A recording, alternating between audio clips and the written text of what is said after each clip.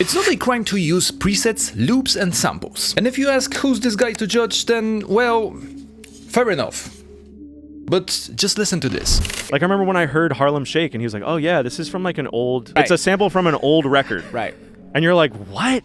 Because I saw that Afrojack podcast. Yes. The main synth in Master Blaster is not mine. And I hope he doesn't come after me. Because it's in his song Ducky with Sidney Sampson. I sampled one of the 808s. There's this one called Swagged Out Sub, and it was one I took from a Soulja Boy song called Swagged Out. Crazy. And that was the basis of a lot of the Floss songs and even some of Bauer's original songs. And it's only the top of an iceberg, with people like Daft Punk or Justice being the core of it. But how they all got away from being accused of stealing or called lazy? Well, their balls are big enough to just take a sample, loop it and call it a day. In other cases, they take small chops or sections, then pitch, morph and stretch them to the point that original is unrecognizable. Sounds like a lot of time and practice, but in the meantime, let's go over some faster ways provided by modern computing power. If you want to be super safe while using loops, you can always convert them to MIDI. And I don't know if it's just me, but I think it got better over time. Well, yes, it can still spit out some bullshit, but at least we have some MIDI tools that can help us to clean up things. It gives freedom of changing the sound and melody, which brings us further from loop haters. So let's go back to the pure, disgusting and basic audio loops. So how to use loops properly? Pitch them down. Well, you know what, screw it. In fact, pitch the whole session and just call it a day. Now, jokes aside, I went over editing audio in live in one of my previous videos, but just keep in mind that with chopping, pitching and warping, you can turn your precious splice credit into something like this.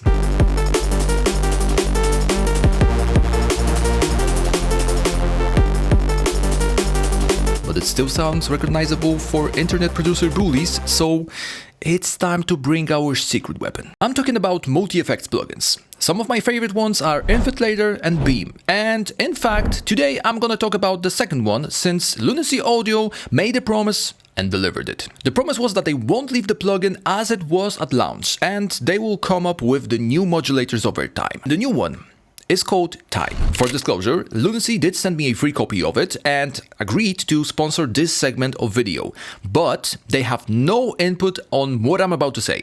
In fact, it's one of the first times I'm gonna use this module, so if something will go wrong, I will definitely leave it here. So adding Note and Beam is as simple as just dragging them from here, and obviously we're gonna use the Time module now. And in fact, as I've mentioned presets in the beginning of this video, let's try to start with the one. So we have three main options to control time. First one is by controlling the speed, and as you can see, once I drag this line here, I can set it to 100% and it will basically sound like the original. Obviously, shuffle is also enabled, but we will talk about it in a second. So now let's just bring this one up. Maybe this one down to 50%. But you're not restricted to those markers. You can obviously move them, but you can also add some new ones. So let's just add a couple of those here. Let's try to speed it up to like 200% and try to change the duration. Shuffle is pretty interesting because, as you can see, you can play your sample as it is or in reverse, but if I will set, for example, this part to play this sample, it will basically repeat it. So I can use some combinations, like for example here.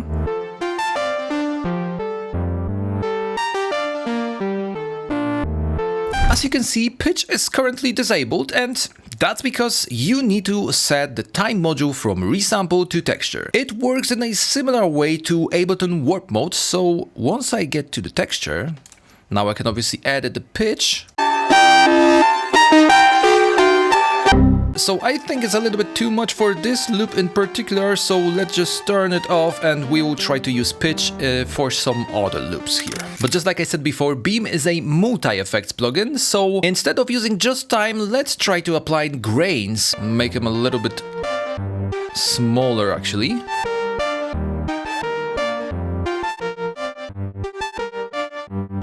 Change the shape. And adjust the pitch. Okay, I also added a delay and yeah, it sounds a little bit crazy, but you can just drag mix down a little bit.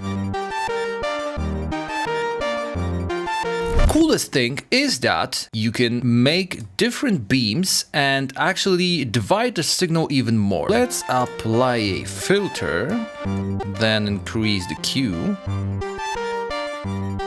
If you want to hear what you're actually doing here, you can just click on this path, then solo it, and let's use LFO1 to modulate the cutoff.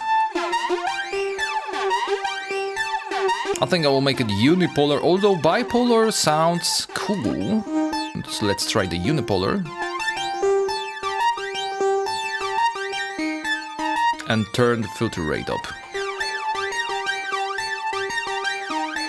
And then after all, for this beam, let's mix in reverb into it. Let's try to use some of those presets here as well.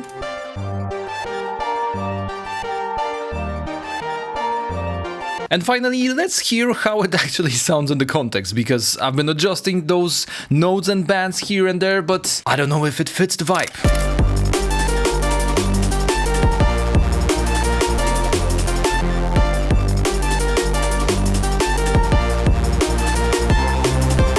You know what, the second loop actually needs a little bit of spice to it, so let me just try the pitch module from time as I promised. Let's change it to texture. Turn it to pitch and then turn it up a whole octave, up a whole octave. You can also make some ramps here and there.